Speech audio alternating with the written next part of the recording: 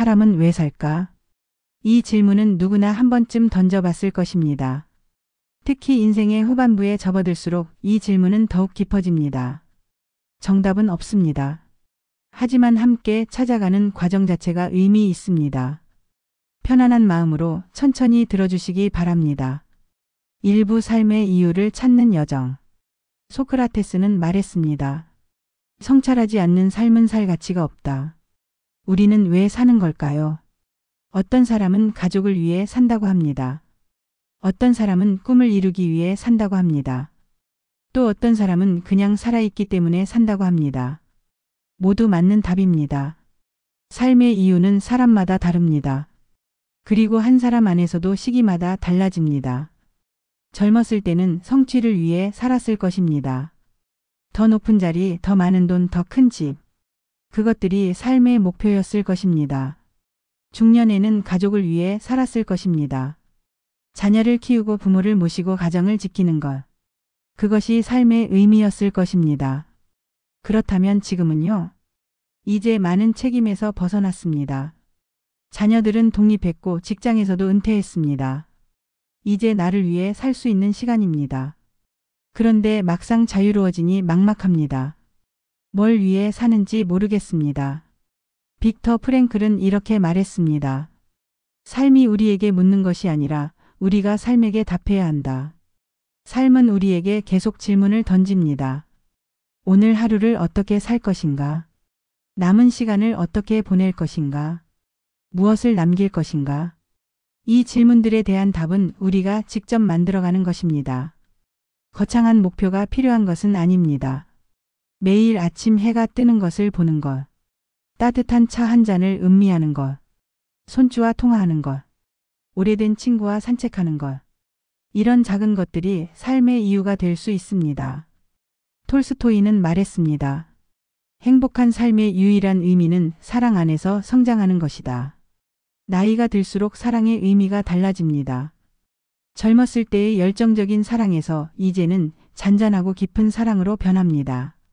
자신을 사랑하는 것, 주변 사람들을 있는 그대로 사랑하는 것, 자연을 사랑하는 것. 이런 사랑 속에서 우리는 삶의 의미를 찾을 수 있습니다. 2부 현재를 사는 지혜. 붓다는 가르쳤습니다. 과거에 머물지 말고 미래를 꿈꾸지 말라. 마음을 현재에 집중하라. 우리는 대부분의 시간을 과거나 미래에서 삽니다. 과거의 후회, 미래의 걱정. 하지만 우리가 살 수 있는 시간은 오직 지금뿐입니다. 과거는 이미 지나갔습니다. 아무리 후회해도 바꿀 수 없습니다. 그때 이렇게 했더라면, 저렇게 하지 말았어야 했는데, 이런 생각들이 우리를 괴롭힙니다. 하지만 과거는 교훈을 주기 위해 존재하는 것이지 우리를 괴롭히기 위해 존재하는 것이 아닙니다. 미래도 마찬가지입니다. 아직 오지 않은 일을 걱정해봤자 소용없습니다. 건강이 나빠지면 어떡하지? 돈이 떨어지면 어떡하지? 혼자 남게 되면 어떡하지? 이런 걱정들이 현재를 잠식합니다. 하지만 걱정한다고 미래가 바뀌지는 않습니다. 오히려 현재를 망칠 뿐입니다. 라오즈는 말했습니다. 자신이 가진 것에 만족하는 사람은 진정으로 부유하다. 지금 이 순간 여러분은 무엇을 가지고 있나요? 숨을 쉬고 있습니다. 심장이 뛰고 있습니다. 이 이야기를 들을 수 있습니다. 이것만으로도 감사한 일입니다. 창밖을 보세요. 하늘이 보입니까? 나무가 보입니까? 그것들은 여러분을 위해 그곳에 있습니다. 귀를 기울여 보세요. 새소리가 들립니까? 바람 소리가 들립니까? 그것들은 여러분에게 위안을 주기 위해 존재합니다. 현재에 집중하는 연습을 해보세요. 식사를 할 때는 오로지 음식의 맛에 집중하세요. 텔레비전을 보거나 다른 생각을 하지 마세요. 음식의 맛향, 식감을 온전히 느껴보세요. 산책을 할 때는 걷는 것에 집중하세요. 발바닥에 느껴지는 땅의 감촉, 다리 근육의 움직임, 피부에 닿는 바람. 이 모든 것을 의식하며 걸어보세요. 마크 트웨이는 이렇게 말했습니다. 내 인생에서 끔찍한 일들이 많았는데 그중 대부분은 실제로 일어나지 않았다. 우리가 걱정하는 일의 대부분은 일어나지 않습니다. 그런데도 우리는 걱정하느라 현재를 놓칩니다. 지금 이 순간이 여러분의 인생입니다. 과거의 기억도 미래의 계획도 아닙니다. 바로 지금 이 순간입니다. 이 순간을 어떻게 보내느냐가 여러분의 삶을 결정합니다. 3부 비움과 내려놓음. 노자는 가르쳤습니다. 자신을 아는 사람은 지혜롭고 자신을 이긴 사람은 강하다. 나이가 들면서 우리는 많은 것을 얻었습니다. 그리고 동시에 많은 것을 잃었습니다. 젊음을 잃었고 건강을 잃었고 때로는 사랑하는 사람을 잃었습니다. 이런 상실은 고통스럽습니다. 하지만 동시에 가르침을 줍니다. 아무것도 영원하지 않다는 것. 집착할수록 괴로워진다는 것. 방아착이라는 말이 있습니다. 내려놓으라는 뜻입니다. 무엇을 내려놓아야 할까요? 첫째, 욕심을 내려놓으세요. 더 많이 가지려는 욕심. 더 오래 살려는 욕심. 더 인정받으려는 욕심. 이런 욕심들이 우리를 괴롭힙니다. 세네카는 말했습니다. 부자는 많이 가진 사람이 아니라 적게 필요로 하는 사람이다. 지금 가진 것으로 충분합니다. 더 많이 가진다고 더 행복해지는 것은 아닙니다. 오히려 관리해야 할 것들이 늘어나 부담만 커집니다. 둘째, 과거의 상처를 내려놓으세요. 누군가에게 받은 상처, 스스로에게 실망했던 순간들, 이루지 못한 꿈들, 이것들을 계속 붙들고 있으면 현재를 살 수 없습니다. 용서하세요. 나를 상처 입힌 사람을 용서하고 실수했던 나 자신도 용서하세요. 용서는 상대를 위한 것이 아닙니다. 나 자신을 자유롭게 하기 위한 것입니다. 셋째, 통제하려는 마음을 내려놓으세요. 자녀의 삶을 통제하려 하지 마세요. 배우자를 바꾸려 하지 마세요. 세상이 내 뜻대로 되기를 바라지 마세요. 에픽테토스는 말했습니다. 행복과 자유는 한 가지 원칙에서 시작된다. 어떤 것은 우리의 통제 안에 있고 어떤 것은 그렇지 않다는 것. 통제할 수 없는 것에 대해서는 받아들이세요. 통제할 수 있는 것은 오직 내 마음뿐입니다. 내가 어떻게 반응할 것인가? 내가 어떤 태도를 취할 것인가? 이것만이 내가 선택할 수 있는 것입니다. 내려놓는다는 것은 포기하는 것이 아닙니다. 집착에서 벗어나는 것입니다. 강물을 보세요. 물은 흐릅니다. 막히는 것이 있으면 돌아갑니다. 저항하지 않습니다. 그렇기 때문에 결국 바다에 도달합니다. 우리 삶도 그렇습니다. 흐르도록 두세요. 억지로 붙잡지 마세요. 그러면 자연스럽게 흘러갑니다. 사부관계 속에서 찾는 의미. 아리스토텔레스는 말했습니다. 친구 없이 살기를 선택하는 사람은 야수이거나 신이다. 인간은 관계 속에서 살아갑니다. 혼자서는 살 수 없습니다. 나이가 들수록 관계의 소중함을 더 깊이 느끼게 됩니다. 하지만 동시에 관계를 맺기가 더 어려워지기도 합니다. 오랜 친구들은 하나둘 세상을 떠나고 새로운 관계를 만들기는 쉽지 않습니다. 가족과의 관계도 변화합니다. 자녀들은 바쁩니다. 자주 보기 어렵습니다. 외로움을 느낄 수 있습니다. 하지만 관계의 질은 양이 아닙니다. 매일 만나도 마음이 통하지 않으면 외롭습니다. 반대로 가끔 만나도 깊이 통하면 충만합니다. 칼릴 지브라는 말했습니다. 친구란 그대 마음의 필요에 답해주는 사람이다. 진정한 친구는 많을 필요가 없습니다. 한두 명이면 충분합니다. 마음을 나눌 수 있는 사람. 있는 그대로를 받아들여주는 사람. 그런 사람이 곁에 있다면 감사한 일입니다. 가족 관계도 재정립할 필요가 있습니다. 자녀는 이제 어른입니다. 그들의 선택을 존중해야 합니다. 조언은 할 수 있지만 강요해서는 안 됩니다. 내가 너만 할 때는. 이런 말은 도움이 되지 않습니다. 시대가 다릅니다. 상황이 다릅니다. 그들은 그들의 방식으로 살아갈 것입니다. 배우자와의 관계도 중요합니다. 오랜 세월을 함께 살았지만 여전히 서로를 이해하려는 노력이 필요합니다. 당연하게 여기지 마세요. 감사를 표현하세요. 고맙습니다. 사랑합니다. 이런 말을 아끼지 마세요. 괴테는 말했습니다. 인간이 할 수 있는 가장 위대한 것은 타인을 위해 자신을 잊는 것이다. 나이가 들수록 이기적이 되기 쉽습니다. 내 편안함, 내 건강, 내 생각만 중요해집니다. 하지만 진정한 행복은 타인을 위할 때 찾아옵니다. 작은 친절을 베푸세요. 이웃에게 미소를 지어보세요. 어려운 사람을 도와보세요.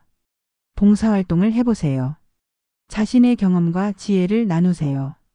이런 행동들이 삶의 의미를 부여합니다. 외로움을 느낄 때는 먼저 손을 내미세요. 누군가 연락을 주기를 기다리지 마세요. 먼저 전화하세요. 먼저 만나자고 하세요. 관계는 주고받는 것입니다. 받기만 원하면 외로워집니다. 먼저 주세요.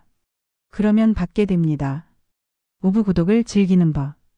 파스칼은 말했습니다. 인간의 모든 불행은 혼자 방에 조용히 있지 못하는 데서 온다. 혼자 있는 것을 두려워하는 사람들이 많습니다. 특히 나이가 들수록 고독을 견디기 어려워합니다. 하지만 고독은 불행이 아닙니다. 오히려 선물입니다. 고독과 외로움은 다릅니다. 외로움은 누군가가 필요한데 없을 때 느끼는 결핍감입니다. 고독은 스스로 선택한 혼자만의 시간입니다. 외로움은 고통이지만 고독은 풍요입니다. 혼자 있을 때 우리는 자신을 만납니다. 시끄러운 세상에서 벗어나 내면의 소리를 들을 수 있습니다. 진정으로 원하는 것이 무엇인지 알 수 있습니다. 소로우는 이렇게 말했습니다.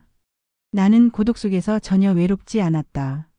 그는 월든 숲에서 혼자 살며 많은 것을 깨달았습니다. 자연과 함께하며 책을 읽고 사색하며 글을 쓰는 산. 그것이 그에게는 가장 풍요로운 시간이었습니다. 여러분도 혼자만의 시간을 가져보세요. 아침 일찍 일어나 조용히 차를 마시는 시간. 공원을 혼자 산책하는 시간. 좋아하는 음악을 듣는 시간. 책을 읽는 시간. 이런 시간들이 영혼을 풍요롭게 만듭니다. 혼자 있을 때 할 수 있는 일들이 많습니다. 새로운 취미를 시작해 보세요. 그림을 그리거나 악기를 배우거나 정원을 가꾸거나. 나이는 핑계가 될 수 없습니다. 배움에는 나이 제한이 없습니다. 일기를 써보세요. 하루를 돌아보며 감사한 일 3가지를 적어보세요. 자신의 생각과 감정을 정리하는 시간을 가지세요. 릴케는 말했습니다. 고독의 유일한 여행은 내면을 향한 여행이다. 혼자 있는 시간은 자신을 돌아보는 시간입니다. 내가 누구인지, 무엇을 원하는지, 어떻게 살고 싶은지. 이런 질문들에 답하는 시간입니다. 고독을 두려워하지 마세요. 고독은 적이 아니라 친구입니다. 고독 속에서 우리는 성장합니다.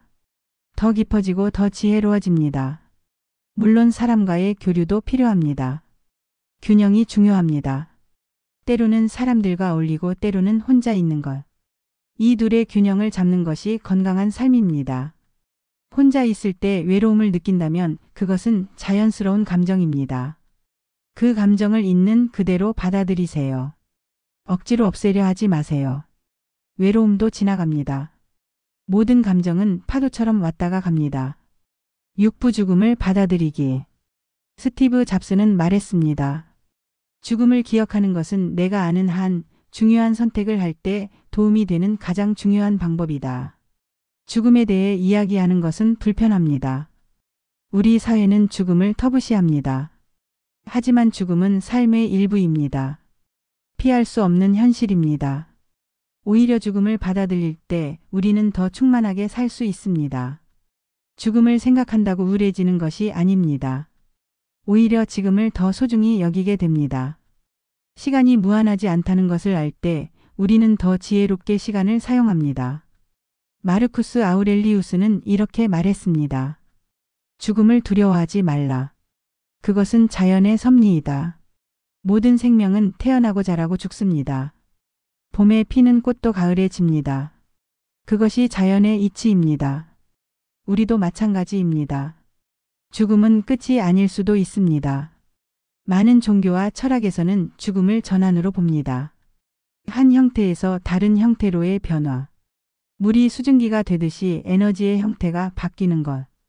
이것을 믿든 믿지 않든 죽음에 대한 평화로운 태도를 가지는 것은 중요합니다. 죽음을 준비한다는 것은 무엇일까요? 먼저 미루어둔 일들을 정리하세요. 하고 싶었던 일이 있다면 지금 하세요. 만나고 싶은 사람이 있다면 지금 만나세요. 나중에는 오지 않을 수 있습니다. 둘째, 용서하고 화해하세요. 원한을 품고 사는 것은 독을 마시는 것과 같습니다. 나를 상처 입힌 사람을 용서하세요. 내가 상처 입힌 사람에게 사과하세요. 마음의 짐을 내려놓으세요. 셋째, 감사를 표현하세요. 사랑하는 사람들에게 사랑한다고 말하세요. 고마운 사람들에게 감사하다고 말하세요. 이런 말들은 아무리 많이 해도 부족하지 않습니다. 몽테뉴는 말했습니다. 철학한다는 것은 죽음을 배우는 것이다. 죽음을 생각하는 것은 삶을 배우는 것입니다. 무엇이 정말 중요한지 알게 됩니다. 사소한 일로 화내지 않게 됩니다. 매 순간을 소중히 여기게 됩니다. 죽음을 앞둔 사람들이 후회하는 것들에 대한 연구가 있습니다. 첫째, 남의 기대대로 살지 말고 내가 원하는 대로 살걸. 둘째, 그렇게 열심히 일하지 말걸. 셋째, 감정을 표현할 용기를 가질걸. 넷째, 친구들과 연락하고 지낼걸. 다섯째, 스스로 더 행복하도록 허락할걸. 이것들을 기억하세요. 그리고 지금부터라도 후회하지 않을 선택을 하세요. 매일 아침 일어날 때 이렇게 생각해 보세요. 오늘이 내 인생의 마지막 날이라면 나는 무엇을 할까? 그리고 그것을 하세요. 죽음은 두려운 것이 아닙니다. 준비되지 않은 죽음이 두려운 것입니다. 잘 산 산 끝에 오는 죽음은 평화롭습니다. 7부 감사하는 산. 멜로디 비티는 말했습니다. 감사는 지금 가진 것을 충분하게 만든다. 감사는 가장 강력한 치유의 도구입니다. 감사하는 마음을 가지면 모든 것이 달라 보입니다. 같은 상황도 감사의 눈으로 보면 축복이 됩니다. 나이가 들면 잃어버린 것들에 집중하기 쉽습니다. 젊음, 건강, 사랑하는 사람들. 하지만 여전히 가지고 있는 것들도 많습니다. 그것들에 감사해야 합니다. 아침에 눈을 뜰 수 있다는 것, 숨을 쉴 수 있다는 것, 걸을 수 있다는 것, 볼 수 있고 들을 수 있다는 것. 이 모든 것이 감사한 일입니다. 오프라 윈프리는 말했습니다. 당신이 가진 것에 감사하라. 그러면 더 많이 가지게 될 것이다. 감사는 더 많은 좋은 것을 끌어당깁니다. 불평하면 더 불평할 일이 생기고 감사하면 더 감사할 일이 생깁니다. 매일 감사 일기를 써보세요. 잠들기 전 오늘 하루 감사한 일 3가지를 적어보세요. 아주 작은 것도 좋습니다. 맛있는 식사, 따뜻한 햇살, 친절한 미소. 무엇이든 좋습니다. 처음에는 어려울 수 있습니다. 하지만 계속하다 보면 감사할 일이 점점 많이 보입니다. 시선이 바뀌면 세상이 바뀝니다. 가족에게 감사하세요. 완벽하지 않아도 괜찮습니다. 그들도 최선을 다하고 있습니다. 그들이 곁에 있다는 것만으로도 감사한 일입니다. 건강에 감사하세요. 완벽한 건강이 아니어도 괜찮습니다. 지금 숨 쉬고 있다는 것, 움직일 수 있다는 것, 그것만으로도 감사한 일입니다. 자연에 감사하세요. 사계절의 변화, 아침의 햇살, 밤의 달빛, 새들의 노랫소리, 꽃들의 향기. 이 모든 것이 우리를 위해 존재합니다. 마더 테레사는 말했습니다. 우리가 평화롭지 못한 이유는 감사할 줄 모르기 때문이다. 감사하는 마음은 평화를 가져옵니다.